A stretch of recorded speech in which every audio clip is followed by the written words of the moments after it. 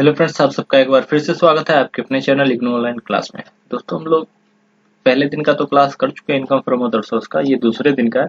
अगर जो भी डाउट है ना पहले दिन वाले क्लास में, यहाँ पे अभी सब क्लियर हो जाएगा। कोई टेंशन लेने की बात नहीं है। बहुत अच्छी तरह से आपको समझ में आएगा, कुछ भी परेशानी होगा तो चलिए देख लेते हैं। सबसे सबसे पहले देखिए ये कौन है। सुप्रकाश एक स्कूल टीचर है और उनका प्रीवियस ईयर का इनकम दिया गया है। तो पहला क्या है, सैलरी दिया है, interest on bank deposit, interest on 10% government security, interest on post office saving bank. यह 14वें दिन के वीडियो में शायद ये लिखा हुआ है, आप देखिएगा। Income from owning and maintaining race horses, ठीक है। और एक्सपेंसेस भी इसका हो रहा है मेंटेनिंग रेस हॉर्स, ठीक है। तो बोला क्या गया है देख लेते हैं। यहाँ पे income from other source calculate करने के लिए आपको बोला गया। तो चलिए सॉल्यूशन भी देख लेते हैं। देखिए इसी प्रकार के और सब वीडियो मतलब कुछ क्वेश्चन है जो हम सिलेक्टेड लाए हुए हैं, जो कि आपके एग्जाम में आते हैं। तो आप इसको अच्छी तरह से देख लीजिए बिना स्किप किए, ध्यान से देखिएगा। यहाँ पे लिखना है आपका सॉल्यूशन। यहाँ से स्टार्ट होता है computation for income from other source, और यहाँ पे आप लिख दीजिएगा एक आदमी यानी कि इंडिविजुअल है। असेसमेंट ईयर आप लिख दीजिएगा, प्रीवियस ईयर लिख दीजिएगा, ठीक है। फिर पार्टिकुलर अमाउंट ये तो आपको पता ही क्या करना है। तो इंटरेस्ट ऑन बैंक डिपॉजिट पहले दिन के यानी कि इनकम फ्रॉम अदर सोर्स का पहले दिन का जो वीडियो था उसमें क्या था, इंटरेस्ट ऑन बैंक से अगर जो पैसा मिलता है तो वो टैक्सेबल होगा। सिंपल लिख दिए, कुछ नहीं करना होता, बस देखकर इसमें अमाउंट बैठा दीजिए। अगला है हमारा इंटरेस्ट ऑन बैंक डिपॉजिट, ये हो गया सॉरी।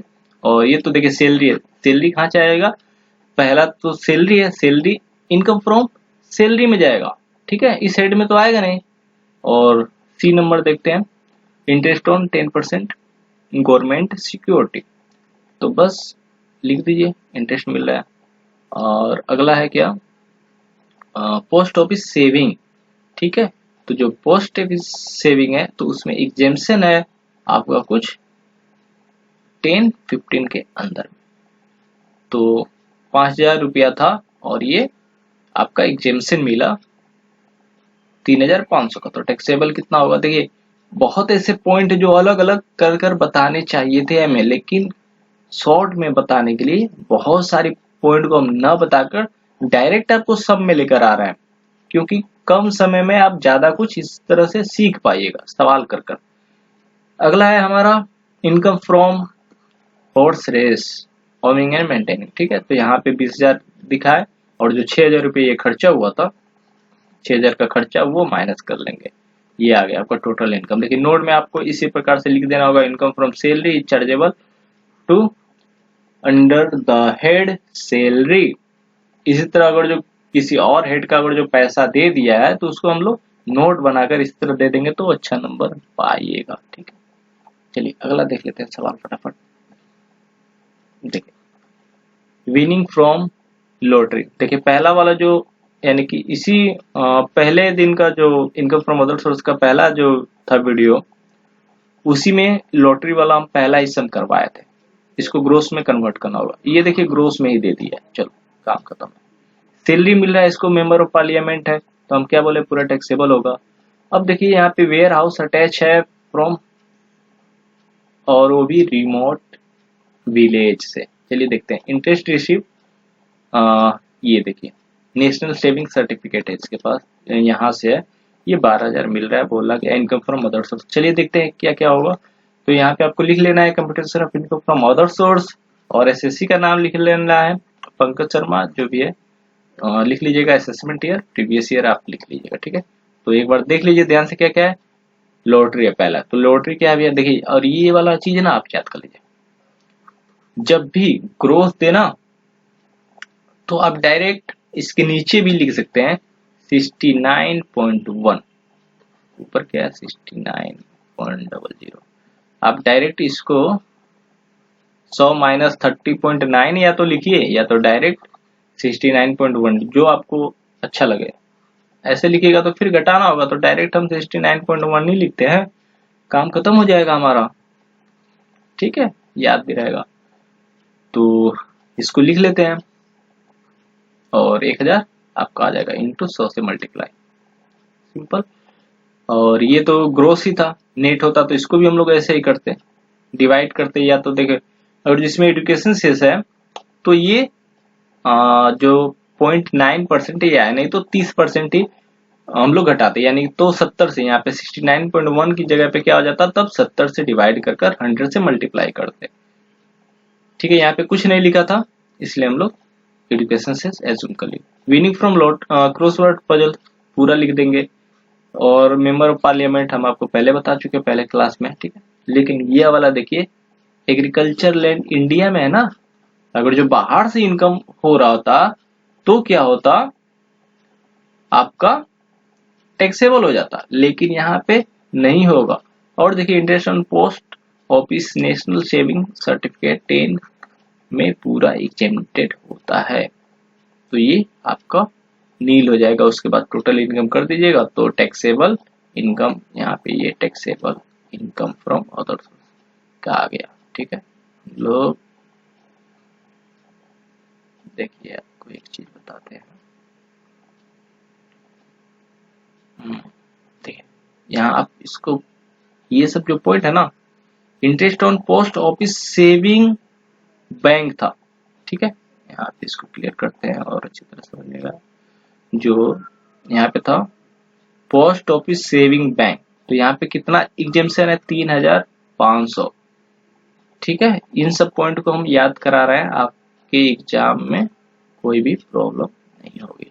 और देखिए ये पोस्ट ऑफिस है, नेशनल सेविंग सर्टिफिकेट, ये पूरा एग्जेम्प्टेड होता है, जितना भी वैल्यू है इस पे कुछ भी टैक्स नहीं लगता, तो ये ध्यान दीजिएगा। चलिए अगला देख लेते हैं फटाफट। इंटरेस्ट ऑन सेविंग बैंक, तो ये टैक्सेबल है। और विनिंग हॉर्स रेस, कुछ लिखा नहीं है कि ये ग्रोस है या नेट है, नेट होता तो वैसे ही डिवाइड कर करते, तो हम इसका नोट नीचे लिख देंगे, एज्यूमिंग ग्रोस, या ये जो हॉर्स रेस है ये आपका ग्रोस में दिया हुआ है। ठीक है, और यहाँ पे बोल रहा है कि इस पासबुक हैज क्रेडिट रुपीस आ गया है, लेकिन इसका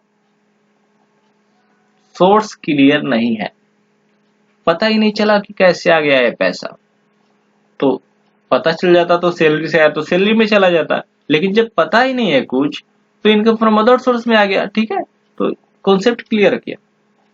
अब देखिए अगला पॉइंट आया, dividend receive from Indian company. ठीक है, इंडियन कंपनी है, तो इंडियन कंपनी क्या होता है, 10 सबसेक्शन 34 में एग्जेम्प्टेड होता है। ठीक है, नेट इंटरेस्ट गवर्नमेंट सिक्योरिटी। तो आइए चलिए देख लेते हैं अब सवाल में। ए नंबर क्या है, इंटरेस्ट ऑन सेविंग बैंक, तो ये तो होगा पूरा। अगला पॉइंट है विनिंग हॉर्स रेस, ये भी पूरा होगा। और ये पासबुक वाला, ठीक है, ये भी होगा। देखिए ये एग्जेम्प्टेड है कि नहीं, यहाँ पे लिखा हुआ डिविडेंड फ्रॉम फॉरेन कंपनी होता तो पूरा लेते। और फिर नेट इंटरेस्ट गवर्नमेंट सिक्योरिटी, यहाँ पे इसका आफ्टर डिडक्शन ये दिया गया है, यानी कि डिडक्शन के बाद 16,000 दिया गया है। और इसका टीडीएस का रेट दे दिया है 20,000, यानी कि हम अगर जो कोई चीज 100% मानते हैं तो उसमें से 20% घटा हुआ है तो 80%, यानी कि ये 20% जो टीडीएस है, और ये ग्रोस है और ये नेट है। तो नेट जब हमें पता है 16,000, वो 80 के बराबर हुआ। देखिए यहाँ पे 16,000, इसको यहाँ पे लिखते हैं 16,000 80 के बराबर हुआ, तो 1% के बराबर क्या होगा, तो 100% के बराबर क्या होगा, तो मल्टीप्लाई कर लेंगे सिंपल, तो आ जाएगा क्या 20,000।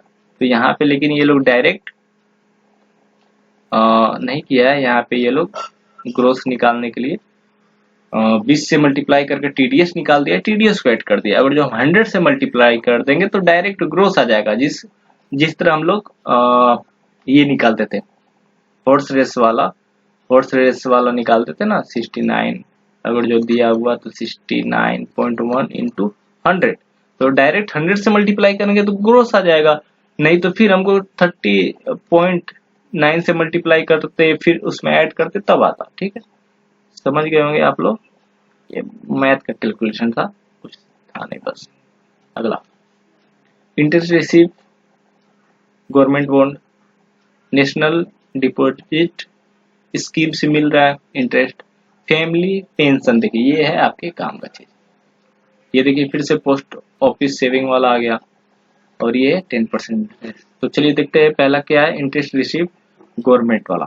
तो इंटरेस्ट रिसीव हो रहा है पूरा टैक्सेबल, इसी में देख लेते हैं हम लोग, नेशनल डिपॉजिट स्कीम, तो यहाँ पे पूरा वो भी आएगा। लेकिन फैमिली पेंशन जो है ना, इसमें एक चीज है क्या, तो 90,000 मिल रहा है। हम आपको बताया पहले क्लास में कि उसका 33.1/3, तो कैलकुलेटर में देखिए इसको अगर जो आप करते हैं ना तो कंफ्यूजन होता है।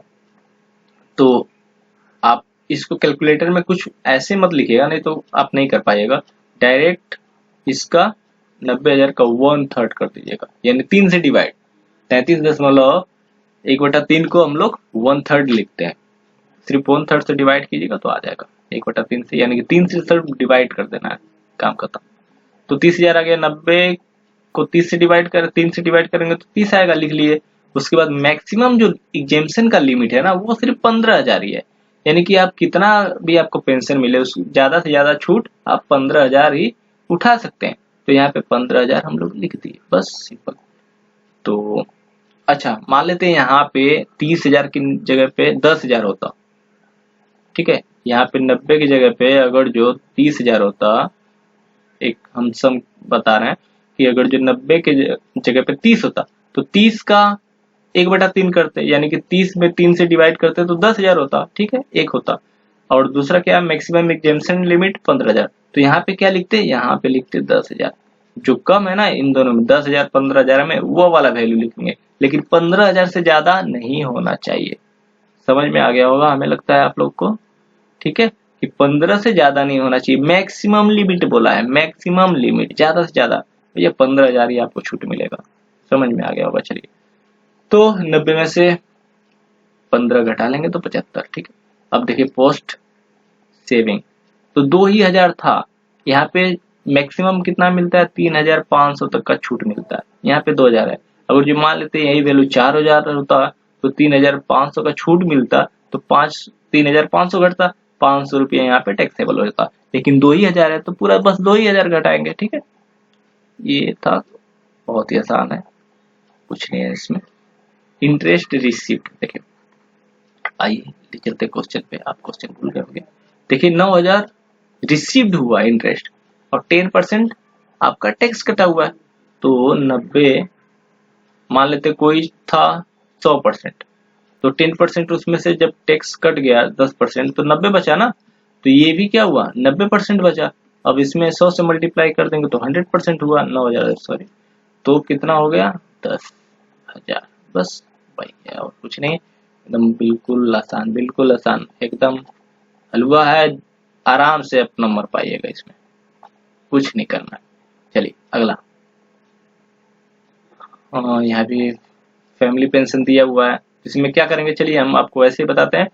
सबसे पहले इसका क्या करेंगे, पर मंथ है, ठीक है। तो हमें क्या करना होगा, 1/3 यानी कि 3 से डिवाइड पेंशन में। उसके बाद क्या करना होगा, 15,000 लिमिट, देखते हैं भैया कौन ज्यादा है कौन कम। तो जो कम आएगा वही वाला हम लोग घटाएंगे, ठीक है।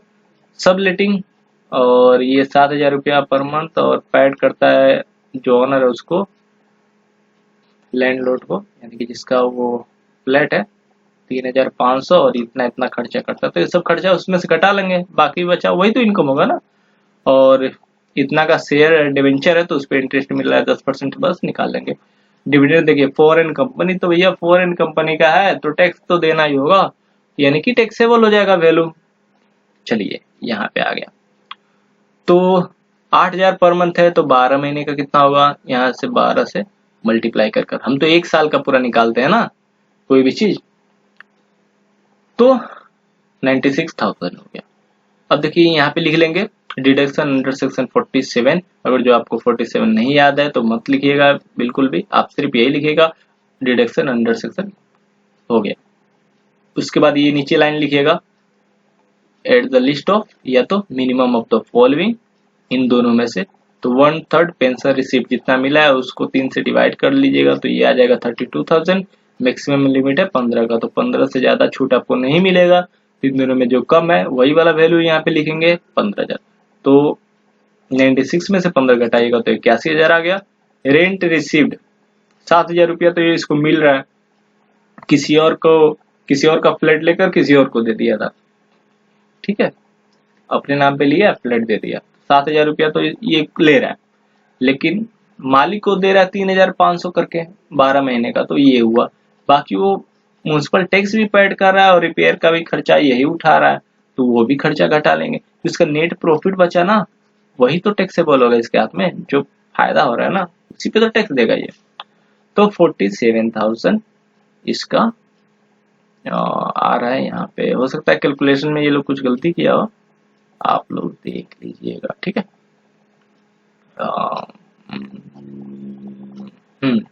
यहाँ पे 37 होगा, यहाँ पे ठीक लिखा है, तो ये 37 होगा, ठीक है। अगला,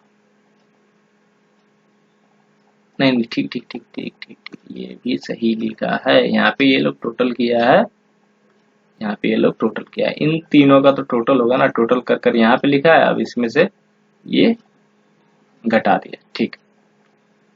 अच्छा, फिर इंटरेस्ट 5 लाख का डिवेंचर है तो 10% रेट दे दिया है, बस निकाल दीजिए 5 लाख का 10% 50। और यहाँ पे भी दिया गया था, इंटरेस्ट का रेट दिया था, हाँ ये तो दिया है, इंटरेस्ट ऑन 8% गवर्नमेंट सिक्योरिटी, बस निकाल दीजिए, काम करता हूँ। फॉरेन का है तो उसमें तो कुछ देखना ही नहीं है, पूरा टैक्सेबल कर दीजिए। अगला देखिए, यह भी आपके एग्जाम में आता है, बहुत ही अच्छा है ये, बहुत बढ़िया से ध्यान से देखिए। हालांकि इसमें कुछ ज्यादा समझना नहीं है, बस आप याद किए हैं बना लीजिएगा। Remuneration receive from examining HS examination, आपका बोले ना कि पेपर वाला, कि पेपर अगर जो चेक करते हैं जो सर, तो उसका इनकम फ्रॉम अदर सोर्स में जाएगा, आपको पता ही है। अगर जो डायरेक्टर का फीस मिल रहा है, कमीशन मिल रहा है डायरेक्टर को, वो भी कहाँ जाएगा, इनकम फ्रॉम अदर सोर्स में। देखिए यहाँ पे interest on post office saving bank है, तो यहाँ पे एग्जाम्शन तो मिलता है, लेकिन इसका भी एक लिमिट है, तो आप लिख सकते हैं ऐसे, एग्जाम्प्टेड है। Income receive from sale of house property, तो घर बेचिएगा ना, अगर जो घर आप बेच रहे हैं और बिल्डिंग बेच रहे हैं, तो वो कहाँ जाता है, कैपिटल गेन में। आपका वो सब संपत्ति है ना, संपत्ति जब भी आप बेचिएगा तो कैपिटल गेन में। Income received from TV show game, देखिए टीवी शो, मान लीजिए कौन बनेगा करोड़पति आप खेल रहे हैं, तो उसमें भी आप 1 करोड़ जीते ना, तो 70 लाख ही आपको मिलेगा, बाकी सब टैक्स चला जाएगा 30%, 30 लाख, तो वो भी इनकम फ्रॉम अदर सोर्स में आएगा। विनिंग लॉटरी सिंपल, ये तो याद करने का बात नहीं है। और यहाँ पे देखिए फर्म और ये देखिए रिमोट, तो इंडिया में है, अगर जो विलेज से, यानी कि विलेज से कॉन्टेक्ट है, तो वो आ गया एग्रीकल्चर इनकम हो गया। जो एग्रीकल्चर इनकम हो गया तो भैया बस उस पर टैक्स नहीं लगेगा। तो ये आपका दूसरा जो दिन का था, वीडियो खत्म हो चुका है। अब इस वीडियो को एक बार में अगर जो आपको समझ में नहीं आता है तो 2 बार देखिएगा, 3 बार देखिएगा।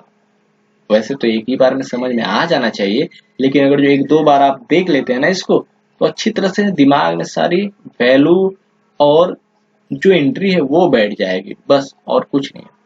उसके बाद आप एग्जाम में जाइएगा, आराम से पेपर दीजिएगा। ठीक है दोस्तों, मिलते हैं नेक्स्ट वीडियो में।